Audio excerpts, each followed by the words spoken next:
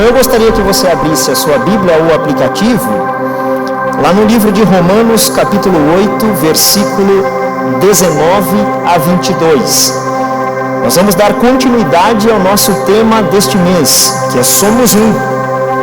Veja que as canções que foram ministradas todas concorrem e reforçam o tema, Somos Um. Então a gente vai ter a oportunidade agora de desfrutar um pouco mais e refletir um pouco mais deste tema. E imagino que você já tenha discutido alguma coisa e alguém me atualiza. Os GPs hoje já estão falando deste tema aqui que eu vou trazer a explanação, ou será na semana que vem? Vocês normalmente já discutem antes ou depois da pregação? Me ajudem. Antes, então já sabem, então já houve um debate, então já houve uma discussão, imagino, e vamos ver se eu vou caminhar dentro daquilo que vocês, da perspectiva, né? Da revelação, daquilo que vocês já vêm discutindo. Isso é muito bom. Amém?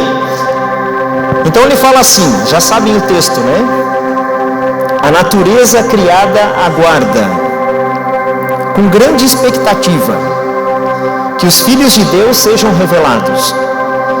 Pois ela foi submetida à futilidade, não pela sua própria escolha, mas por causa da vontade daquele que a sujeitou, na esperança de que a própria natureza criada será libertada da escravidão, da decadência em que se encontra, para a gloriosa liberdade dos filhos de Deus.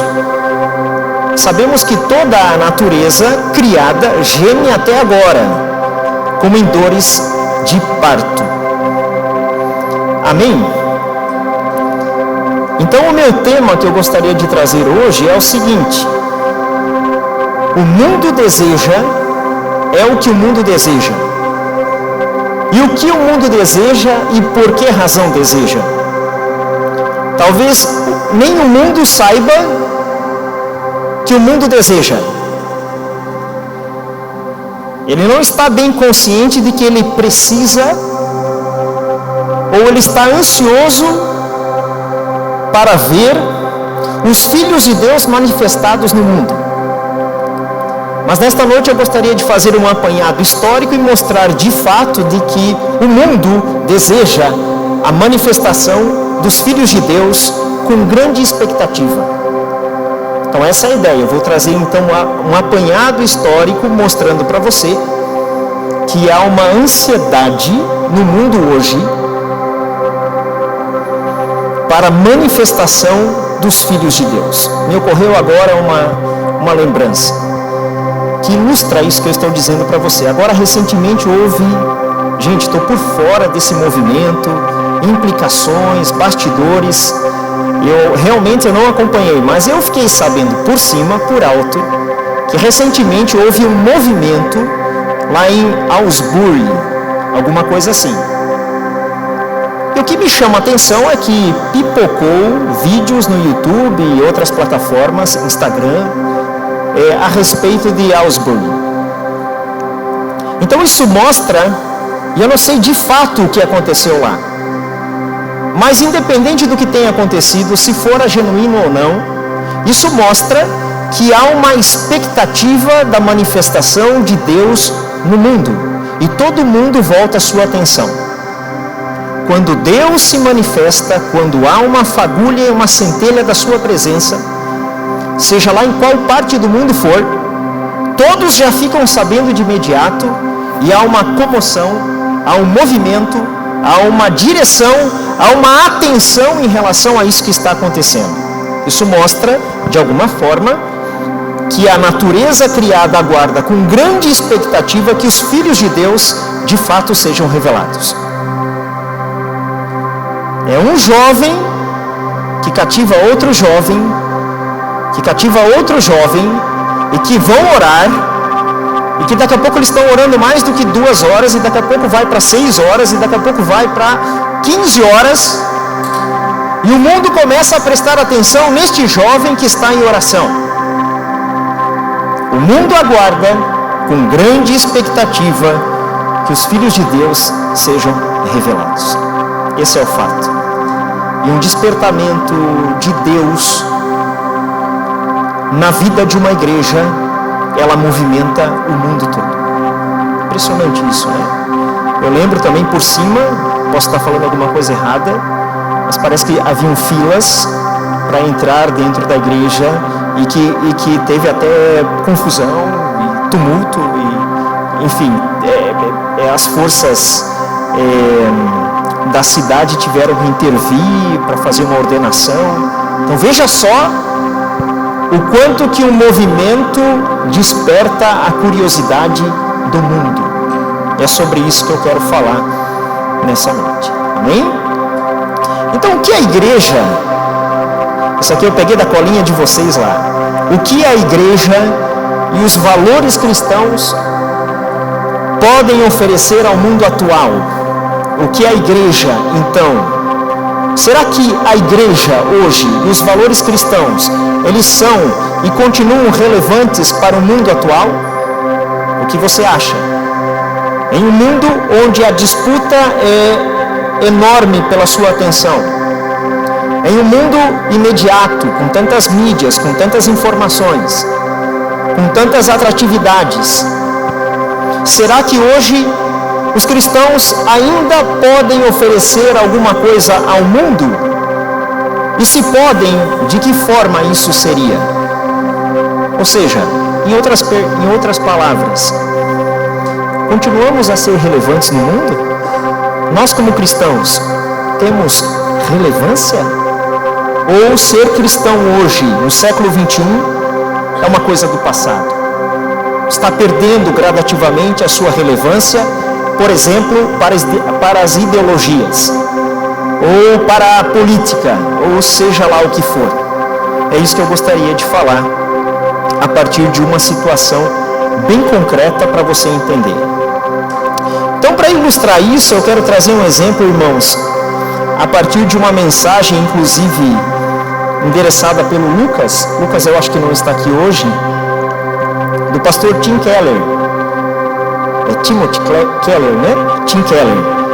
E esse pastor, dentro de uma pregação específica que eu vi, eu achei muito interessante, eu gostaria de repassar aqui para vocês. Ele cita um experimento intelectual.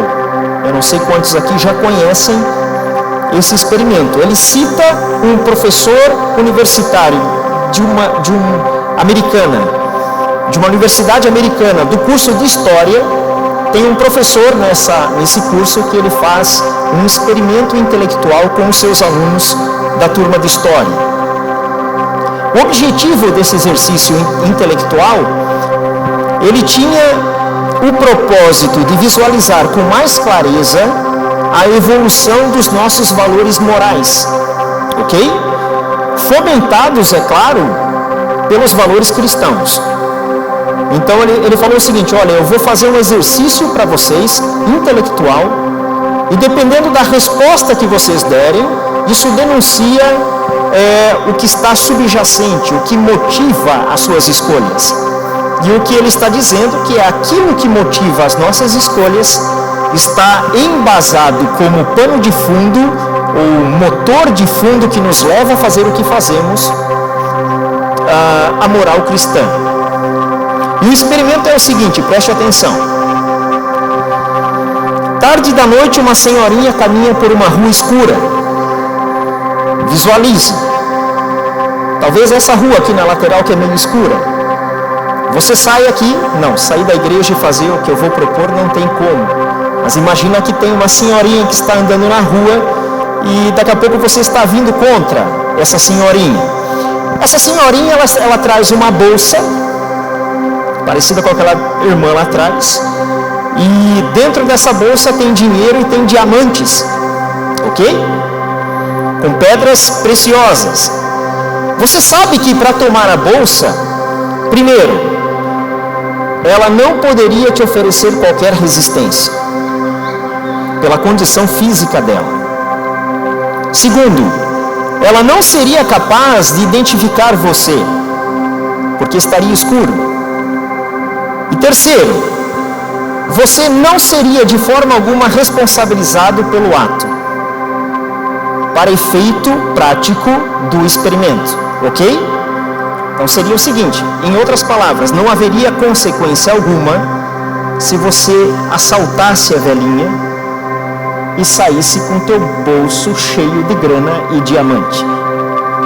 Ok? Easy money. A questão é, você pega a bolsa? Sim? Não? Por quê? O dinheiro está ali, está fácil. É só pegar, você não será penalizado. Não haverá responsabilização legal sobre você. Talvez você desconfie da resposta. O fato é que todas as vezes que este experimento for aplicado, a maioria das respostas dadas pelos alunos quanto a roubar a pobre velhinha, pobre não, rica velhinha, foi não. Foi não. E o experimento então segue com 3 explicações possíveis que justificam a resposta. Deve ter alguma explicação, porque alguém, quando se depara com outra que lhe é vulnerável, cheio de dinheiro, que é uma coisa que a gente gosta, e a gente passa reto e fala assim, não, isso aí não vou roubar. A primeira, você não pega porque pegando aquilo que não é seu, você perde a sua honra. Se aproveitar de alguém sem defesa para detê-lo, faria de você um covarde e um fraco. Em outras palavras, ninguém mais o respeitaria. Ok? Opção B. Você não pega porque você pensa na senhorinha.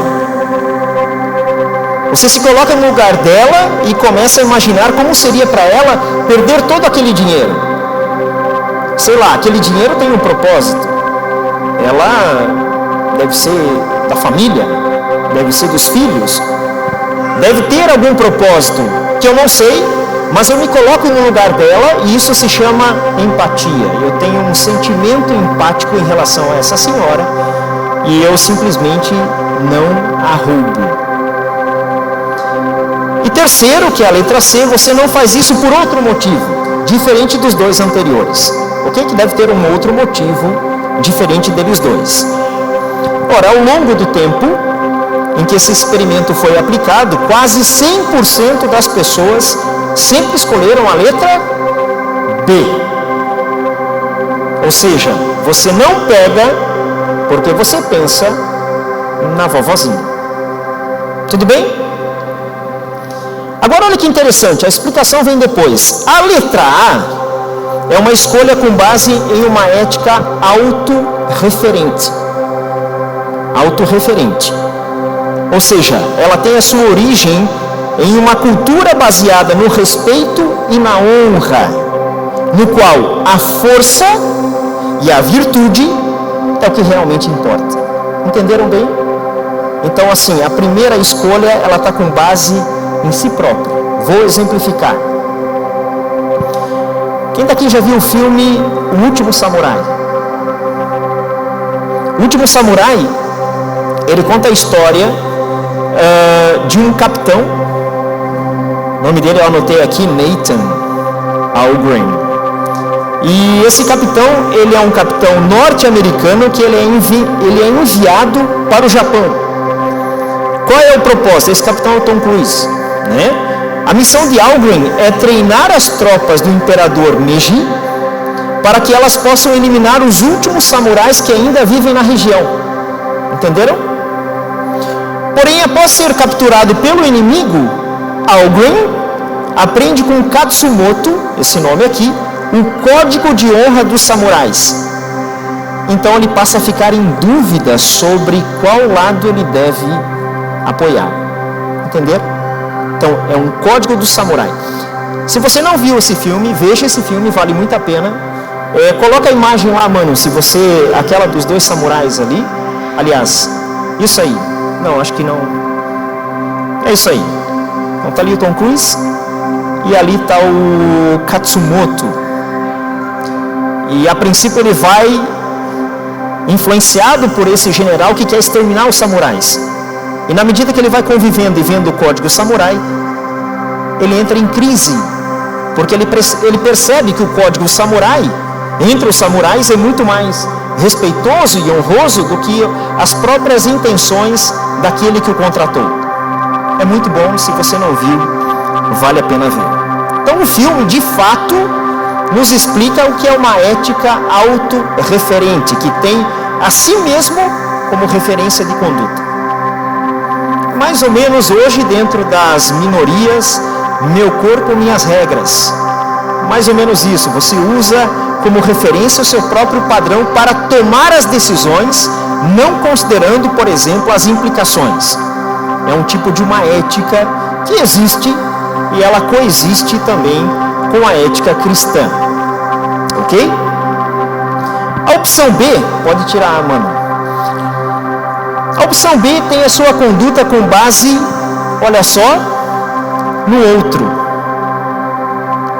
A outra pessoa passa a ser a referência e não mais você. Dessa forma, a empatia e o amor têm influência na decisão. Talvez você possa pensar que é um pouco exagerado, o amor tem influência, mas os afetos, a empatia, a capacidade de você se colocar no lugar da vovozinha e você saber que quando você for velhinho ou velhinha, você da mesma forma não quer ser abordado por alguém na rua que é desconhecido e agir com violência com você. Simples assim.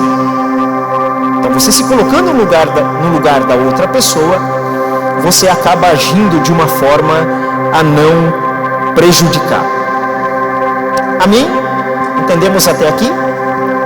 Vamos lá, agora eu vou fazer uma pequena volta para você entender de que forma a ética que é voltada para o outro incorporou-se, ou como é que eu posso dizer, consolidou-se no mundo hoje. Tá?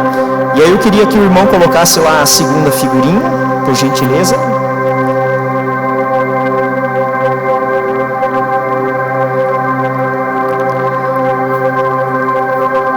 Queridos, os povos anglo-saxões, com certeza vocês já ouviram isso. Vou falar um pouquinho de história aqui, tá bom?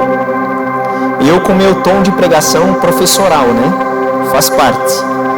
Então os povos anglo-saxões, eles foram povos que habitaram a Grã-Bretanha a partir do século V da era cristã. Tranquilo? Esses povos, eles eram na verdade uma formação de tribos germânicas que migraram do continente europeu em direção à ilha. E esses povos eram formados por anglos, frísios, jutos, saxões e bretões. Então todos esses caras juntos, que faziam parte das tribos germânicas, se desprenderam da Europa continental e migraram em direção à Grã-Bretanha. Esses caras, então tá ali, né, o desenho, anglos, né, saxônicos, frísios, jútulos, que estão ali, em direção à ilha britânica ali. Ora, esses caras eram, digamos assim, meio bárbaros. E a sua ética de conduta e tomada de decisão era autorreferente. Quando eles chegaram na ilha britânica, quem que eles encontram lá? Os monges cristãos. Adivinha o que aconteceu? Os anglo-saxões, bárbaros das tribos germânicas, acharam uma loucura o modo de tomada de decisão dos monges cristãos, baseado no outro e não autorreferente. E eles sustentavam que esse tipo de conduta e orientação para a tomada de decisão não funcionaria. E o resultado vocês já sabem. Esses povos foram sendo misturados, e a partir desta mistura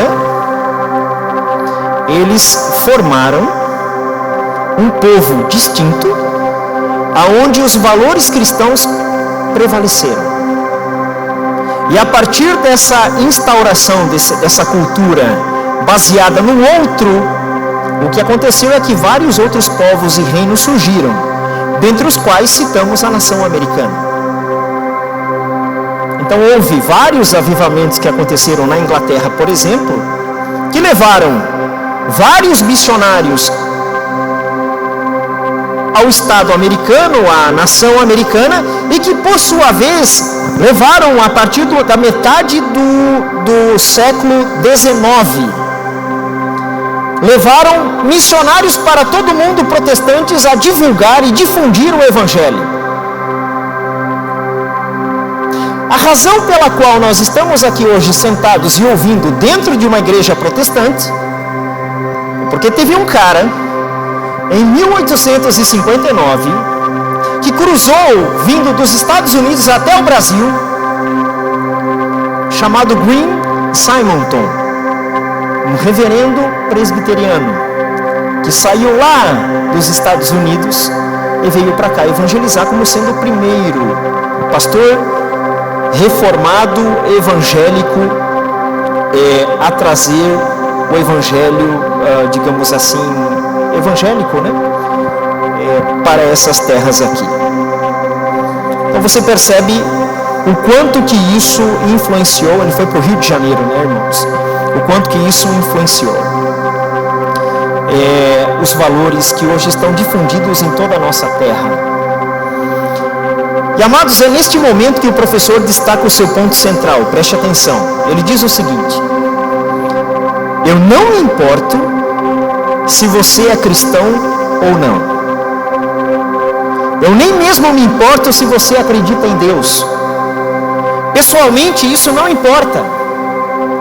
O ponto é que eu e você temos sido moldados pelo cristianismo no tocante às nossas decisões, de certo ou errado. Capite?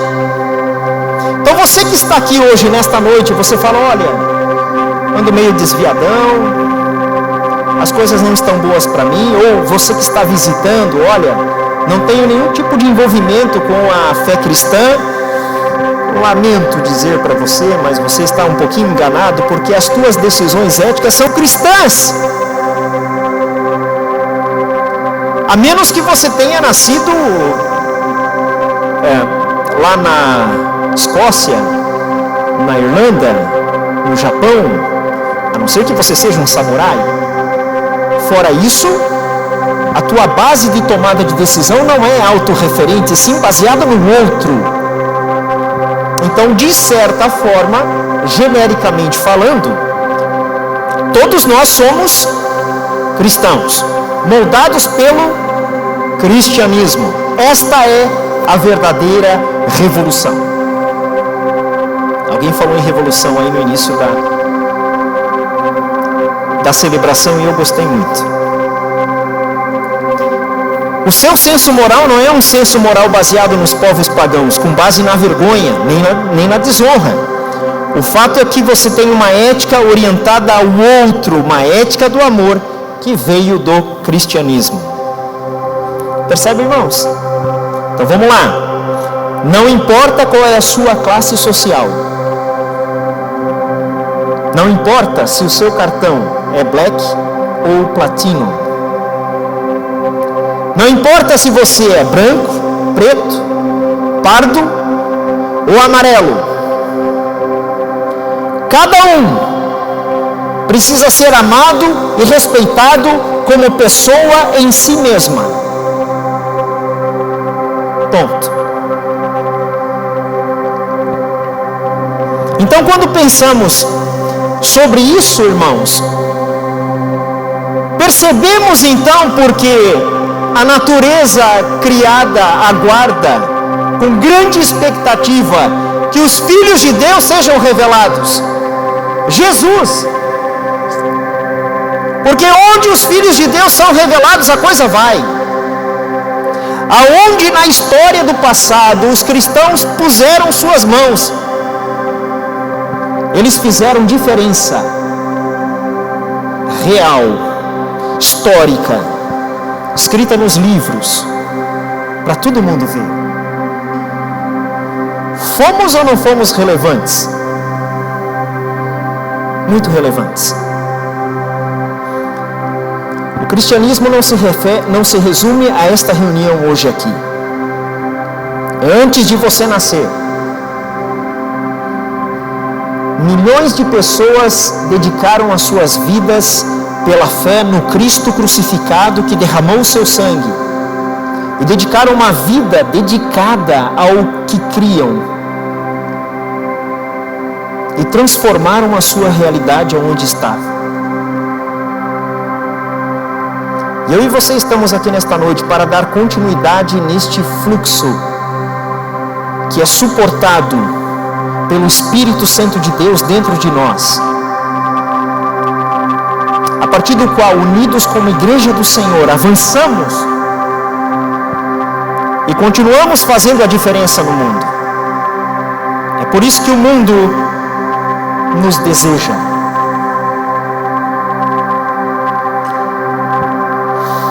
Deixa eu falar algumas coisinhas para os irmãos. Os direitos humanos, quer ver? Os direitos humanos, eles não são herança da Revolução Francesa ou das ideias iluministas que nós aprendemos na faculdade, mas sim da Idade Média, o que muita gente chama de Idade das Trevas.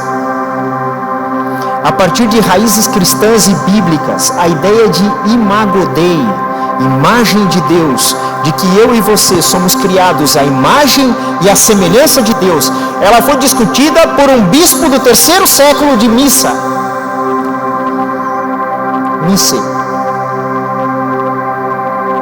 E a partir do momento que se colocou em pauta de que somos a imago Dei, portanto vindo de raízes cristãs, este bispo colocou em pauta a questão da escravatura.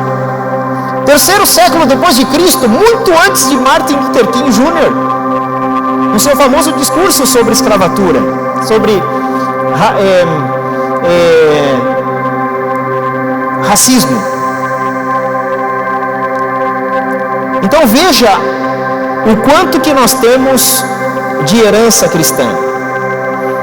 Os ideais de liberdade, irmãos, direitos humanos, democracia, eles são um legado direto da época judaica, da ética judaica e do direito romano. E este foi influenciado pelos valores cristãos. Hoje, se nós estamos aqui constituídos como sociedade, é porque nós herdamos de alguma forma a retórica e a lógica dos gregos, através da filosofia, o direito romano através dos romanos e a ética judaico-cristã através dos judeus e através dos cristãos.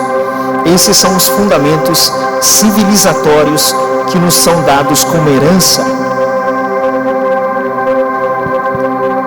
Toda a noção de bondade e ajuda universal aos pobres tem como base conceitos cristãos.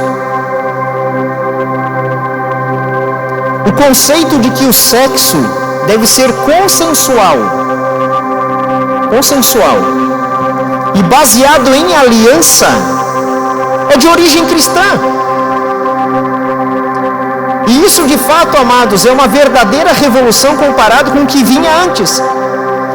Porque o que vinha antes era uma ética sexual completamente controversa e diferente do que nós temos hoje. Por exemplo, os romanos utilizavam o sexo como meio de culto pagão às divindades. Mas não só. Um romano rico de uma condição, de uma classe maior, ele poderia ter sexo com qualquer mulher fora do seu casamento, e a mulher de uma classe inferior não poderia negar, porque fazia parte da ética daquele contexto. Se fazia alianças através do sexo para elevação social, para alianças políticas. Então, tudo era feito, menos o sexo consensual e baseado em aliança. É uma verdadeira revolução em relação ao tema. E E a pesquisa histórica demonstra claramente que os direitos das mulheres têm raízes bíblicas, irmãos, como observados no modo como Jesus Cristo as tratou em seu ministério messiânico. Foi uma verdadeira quebra de paradigma, foi uma verdadeira revolução. Se você for pensar nas mulheres, elas estavam sempre ao entorno do nosso Senhor Jesus Cristo no seu ministério. E há várias situações em que me parece que Jesus Cristo priorizava as mulheres. Há situações que parece que ele priorizava. Após a sua ressurreição, as primeiras que viram foram mulheres. E várias outras situações que você percebe que ele deu prioridade e atenção para as mulheres. Uma verdadeira revolução a partir dos valores cristãos. Então a pergunta, amados, o que a igreja e os valores cristãos podem oferecer ao mundo atual, chega a ser uma pergunta tola, dada a realidade dos fatos históricos. Sim ou não? Com tanta contribuição que nós temos hoje, oriunda como consequência dos valores cristãos, para onde que a gente olha, a gente vê o cristianismo. E aonde o cristianismo está, nós vemos coisas boas acontecendo. Isso mostra o poder da igreja e dos valores cristãos em ação. E eu quero só abrir um parênteses. Talvez muitos de vocês estejam na faculdade hoje e estão sendo bombardeados por várias ideologias. Quando eu fiz a minha faculdade, um dos professores, eu lembro que ele citava Bauman. E é interessante que Bauman escreve aqueles livros sobre a modernidade líquida, amor líquido, tudo é fluido. E é muito interessante que os autores pós-modernos, eles conseguem destruir tudo, mas eles não propõem nenhuma construção. Isso é muito interessante de se pensar, você como cristão. Nós temos um legado, está aí para todos verem. E hoje, através de uma falsa revolução, querem destruir tudo o que nós construímos ao longo de 2 milênios e não querem propor nada em cima disso. Quer saber a nossa herança? É só você olhar. Os nossos valores, o que nós construímos, as nações que foram construídas a partir do cristianismo. Nós fazemos a diferença. É por isso que o mundo nos deseja. Mas agora pense comigo. Nós estamos caminhando para a última parte, irmãos. As Escrituras afirmam em Mateus 5,13: vocês são o sal da terra. Mas se o sal perder as suas qualidades, como restaurá-lo? Para nada mais presta, senão para ser jogado fora e pisado pelos homens. Os irmãos sabem que quando o sal ele é espalhado pela carne, ele pode ser tanto um tempero que realça o sabor da carne, sim ou não, quanto um conservante que protela o seu apodrecimento. Eu vou te dar o exemplo de uma pipoca, por exemplo. Você faz uma pipoca e você coloca sal. Se você não colocar sal na pipoca, você come. Eu gosto, mas a minha esposa não. Ela prefere pipoca com bastante sal. Por que razão? Porque o sal realça. Quando não tem sal, você fala assim, ficou muito insonso, né?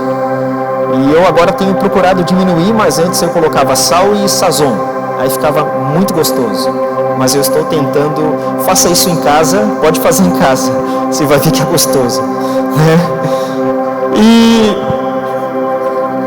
Então o que acontece? Mas isso só acontece, olha só que interessante, se o sal for sal. Apenas se o sal for quimicamente distinto da carne, ele poderá realçar a carne ou conservar a carne. Mas ele tem que ser de fato quimicamente de outra natureza, de outra substância. É isso que ele está dizendo aqui. Ora, o que Jesus Cristo está dizendo é muito claro. Nós devemos ser espalhados pelo mundo, espalhados na sociedade, espalhados no mundo. E isso significa dizer, amados, que ao sermos espalhados, devemos ser capazes de realçar o melhor no meio em que nós estivermos. Ao mesmo tempo em que contemos as tendências ruins que o ambiente estimula. Entendem o que eu estou dizendo?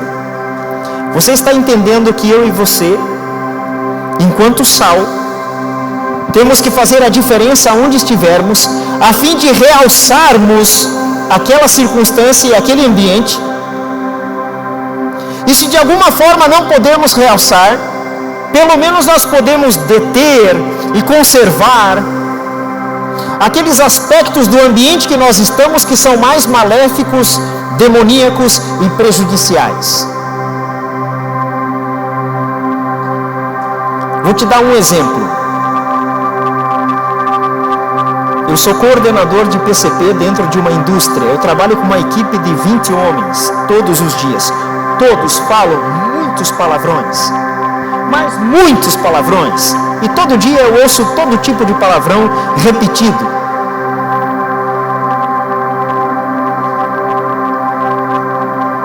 Mas eles não ouvem eu falar nenhum palavrão. E nem vão ouvir. Porque eu sou cristão. Capite? Simples assim. Você é cristão, você não fala palavrão. Pronto. É assim que funciona.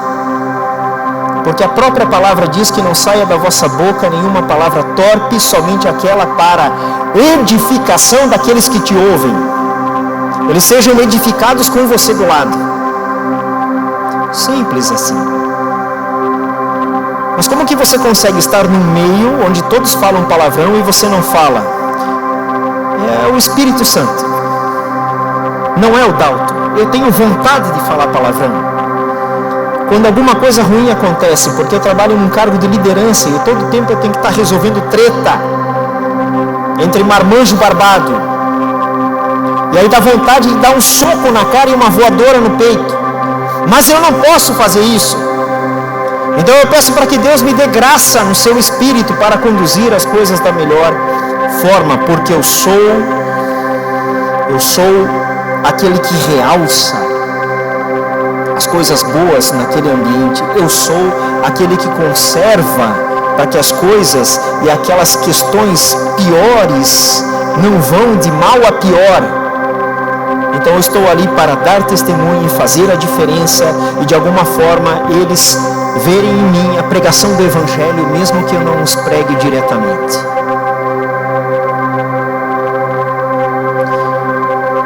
O mais engraçado é que eu prego diretamente, tá bom, irmãos? Eu tenho esse negócio de falar de Jesus. Eu gosto de falar de Jesus. Eu gosto de falar para aqueles que são os mais tinhosos assim, dentro da empresa. E aí eu falo assim: ô Rafael, olha para mim. Tu não acha que eu sou um bom cristão, cara? Eu brinco com ele, né? Provoco ele.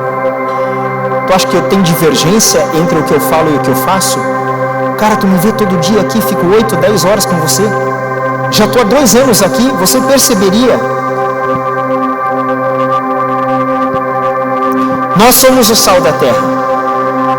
O nosso comprometimento é realçar o melhor no meio em que nós estamos, ao mesmo tempo que contemos as tendências ruins que o ambiente naturalmente estimula.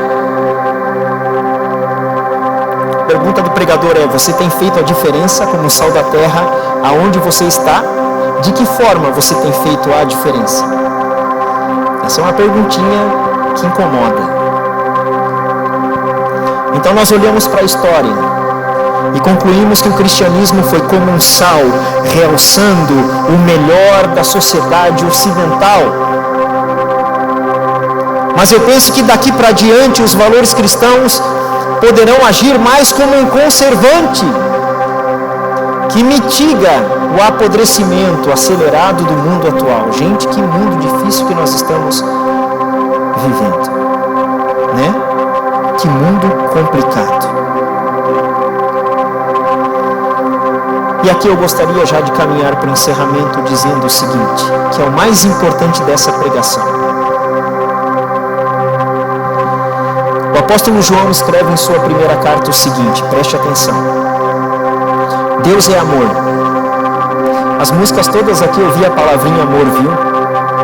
Joãozinho, inspirado pelo Espírito Santo. Deus é amor. Todo aquele que permanece no amor, permanece em Deus. E Deus nele. Dessa forma, o amor está aperfeiçoado entre nós, para que no dia do juízo nós tenhamos confiança, porque neste mundo nós somos como ele. No amor não há medo, pelo contrário, o verdadeiro amor expulsa o medo, porque o medo supõe castigo. Aquele que tem medo não está aperfeiçoado no amor. Nós amamos porque Ele nos amou primeiro. E agora vem aquela parte que eu não queria que tivesse na Bíblia. Brincadeira. Se alguém afirmar, eu amo a Deus, mas odiar o seu irmão, é mentiroso. Pois quem não ama o seu irmão a quem vê, como que pode amar a Deus a quem não vê? Ele nos deu este mandamento: quem ame a Deus, ame também ao seu irmão. Amados, o amor de Deus é o vínculo que nos une como irmãos na Igreja de Cristo. O vínculo perfeito é o amor que é derramado pela graça em nossos corações. Amém, amados? É assim. Eu não me aproximo de você necessariamente por afinidade, por classe social, por padrão de beleza, pelas roupas que você usa, pelo dinheiro que você tem, pelo carro que você tem, pelo curso que você faz. Eu me aproximo de você porque Deus, tendo me amado primeiro, eu lhe amo com o amor de Cristo a você. Funciona assim. Na cruz, Ele destruiu o muro de inimizade que nos separava. Você entende isso, amados? Então é pelo seu sangue que nós fomos aproximados. E foi através da sua graça derramada é que a igreja foi e é conhecida em todo o mundo, incluindo os poderes e autoridades nas regiões celestiais, contra a qual as portas do inferno não poderão e não prevalecem. Somente assim, amados, é a condição para a gente fazer a diferença no mundo. Porque se você for corrompido pelo mundo, o sal que altera suas propriedades deixa de salgar, deixa de realçar, deixa de conservar. E você será igual àqueles a quem você quer transformar. A sua natureza é diferente. As propriedades que trazem você aqui nesta noite, que Deus infundiu dentro de você, faz de você um filho de Deus, orientado pelo Espírito e caminhando pela graça para fazer diferença no mundo. Isso é revolucionário. Isso é transformação. Isso é revolução. Se não for dessa forma, você não fará diferença. Mas se for desta forma, o texto faz sentido. A natureza criada aguarda, com grande expectativa, que os filhos de Deus sejam revelados. É o que o mundo deseja. Amém, amados? Se coloque de pé, em nome de Jesus. Se o Joãozinho quiser vir aqui.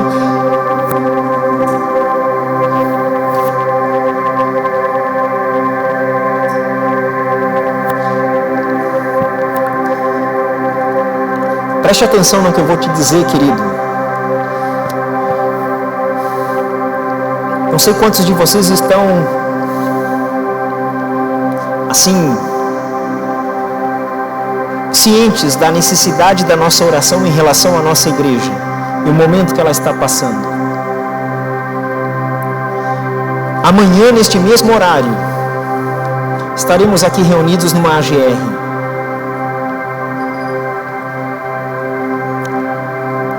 O desejo do meu coração é que nós possamos nos voltar para a palavra e nos arrepender.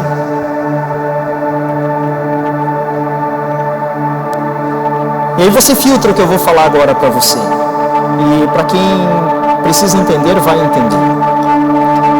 Eu não quero declinação de uma parte nem declinação de outra parte. Eu quero conserto, arrependimento, tratativa séria, sabe? Palavra de Deus, crente de verdade. Para que todos nós sejamos preservados. Vocês estão entendendo o que eu estou dizendo? A gente precisa ser preservado. Vou te dizer uma coisa, jovem, aguenta firme.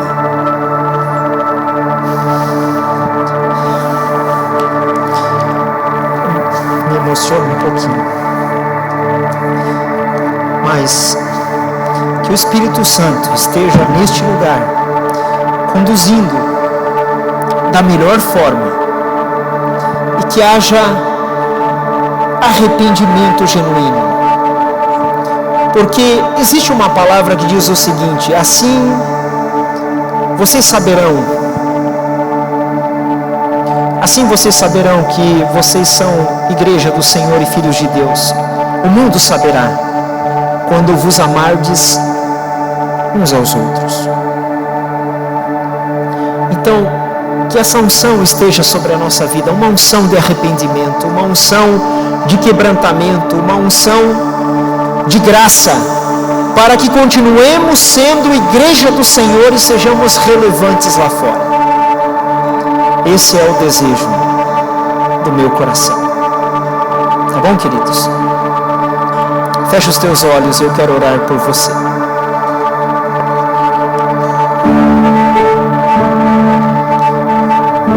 Eu quero orar baseado na oração de Paulo aos Efésios. Que você receba essa oração no íntimo do teu coração.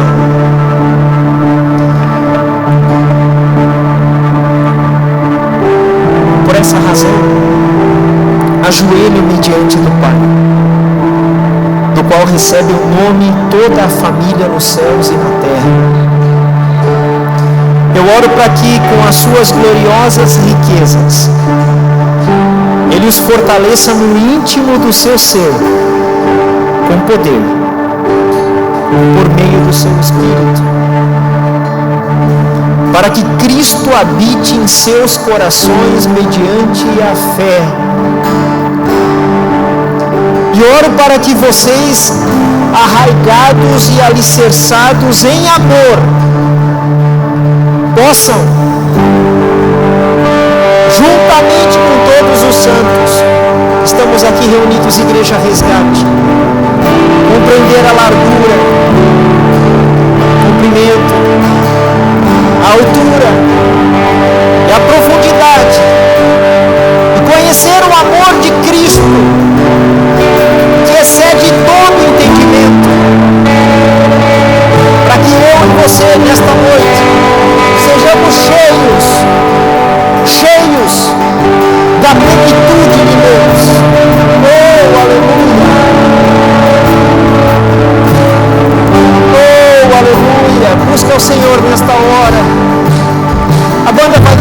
entoar uma canção. Busca o Senhor de todo o teu coração. Ele vai te fortalecer. Ele vai te dar graça. Esta noite Ele perdoa os teus pecados. Esta noite você sai renovado neste lugar. Esta noite você sai apto a perdoar. Porque da mesma forma que você foi perdoado, você consegue perdoar. Que o Senhor nos abençoe e derrame sobre nós a sua graça e nos sustente com a sua graça, com a sua destra fiel, para que possamos permanecer de pé, igreja do Senhor, que avança onde as portas do inferno não prevalecem. Aleluia.